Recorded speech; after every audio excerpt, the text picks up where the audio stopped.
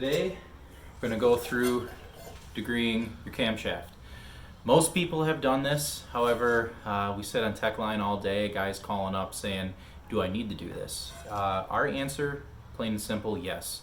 You cannot take the tolerances in old crankshafts if you're running an OEM crankshaft, or take the word for it that the camshaft sprocket was machined properly. It's better just to do it. If you're a degree or two off, who really cares? I mean, that's not a huge deal, but we've seen cases where it could mean piston to valve clearance problems. So best bet, part number 92115 is our pretty purple degree wheel. Get you one of those. Obviously you need a big ratchet for turning everything around. I waited forever for this thing from Matco. Ratcheting flex head, 1/2-inch drive. It's awesome. Big thing you're going to need that a lot of people don't have at home is a dial indicator with a magnetic base. I think I got this one from Napa, relatively cheap. I have it recalibrated and checked from time to time. It's something you want to do, otherwise you don't really know what's right. Same goes for your torque wrenches. That's a huge one. Little piece of coat hanger wire or something fancier if you have it, just for finding top dead center on your degree wheel. And last but not least, piston stop. If your heads are on the engine, this would thread in to where your spark plug would be, and you run the piston up close, look through the spark plug hole is what I do, bring it up close to top dead center, put this in, tighten it with a screwdriver just until you feel it touch the top of the piston, call it good. And then we'll walk you through the rest of it when we get over by the engine. Alright, so we're over here with the engine now. Got our degree wheel set up on here.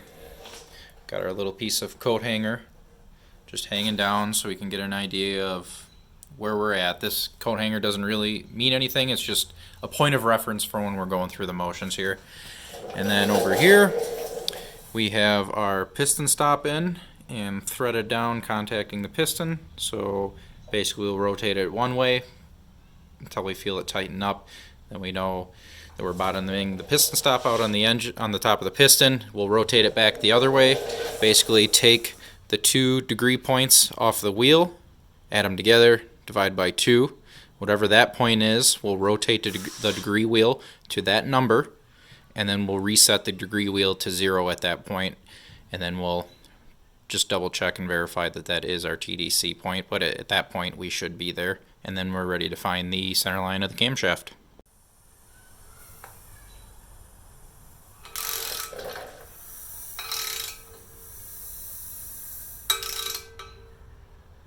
Alright, so here we're at 20 degrees.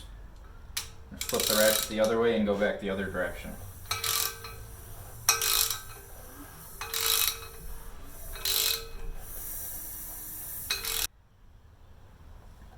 $50. So that puts us at 70. Half of 70 is 35, which means we need to go 35 degrees towards top dead center and reset our indicator to 0 at that point. Back it off a little.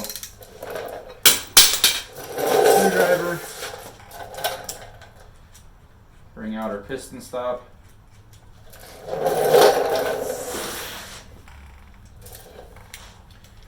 And go 35 degrees from 50. 10, 20, 35. Fires there. So basically at this point, need to loosen up my crank bolt.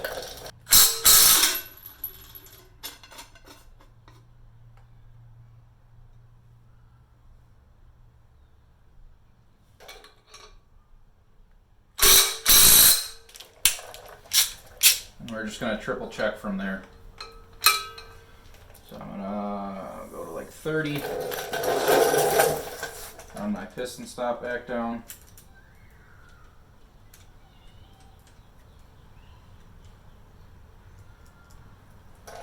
Hit the piston right there.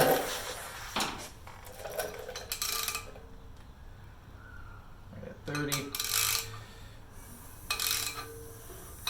If we did it right, we'll be at 30 on the other way around. There we are. So we know we did it right. So at this point, we'll get the dial indicator set up and get working on finding cam center line. So we have our dial indicator set up on our engine. Aluminum heads, nothing really for a magnetic base to stick to. Easiest thing to do is small piece of flat stock, drill 2 holes in it for the valve cover bolts, put those back on, then you have a nice mounted piece of metal on your top rail of your head. So I'm pretty sure we got this all zeroed out, but we're just going to make sure that 0 is 0. So we approach 0 and we moved a little bit past it. So back down.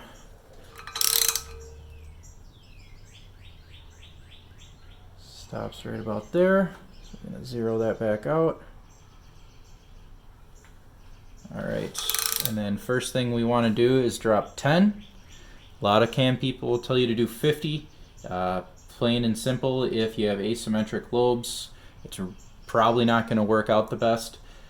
50 to 100 doesn't really matter, it's still the same science. Just do 100, it's easier. So we're going to go down 100 to 90. We're going to look at our degree wheel. We are at 135. We're going to back it up to 0. Obviously the engine does not spin counterclockwise, so we're going to go past and we're going to come back down to our 10. And that puts us at 92.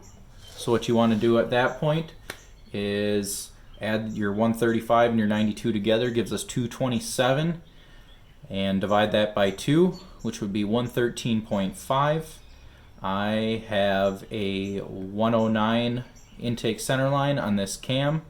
I have it retarded 4 degrees, so theoretically we are dead on. I'm just going to double check that on the degree wheel to make sure that's where we get. And we are at 0 right there.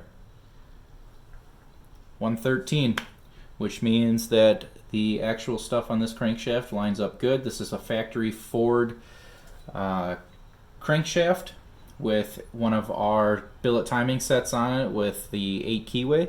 So I have adjustable 4 degrees advanced, 4 degrees retarded. I got it set up 4 degrees retarded so we can get some RPM out of this engine because camshaft is too small for what we're trying to do. But basically that is it in a nutshell.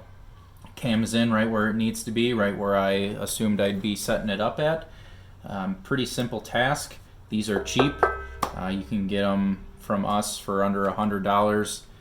This, not so much, but it's a great tool to have. You'll end up using it a lot more than you think.